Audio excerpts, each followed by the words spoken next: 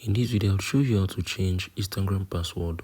It's going to be a full guide video, so make sure you watch it. I'm going to show you in this video. If you love to change your password on Instagram, this video is going to help you. So open up your Instagram, click on this, click on account center. Once that's opened up, you're going to be able to see password and security under the account settings tab. Click on it.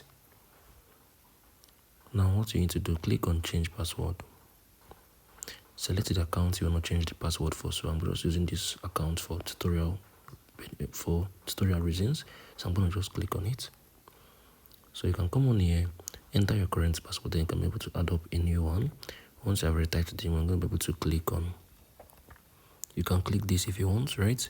Then you're going to be able to click on change password. Once you have done it, you can be able to change your Instagram password. If you find this video helpful, share your thoughts below in the comment section. Thank you for watching. I will see you in the next video.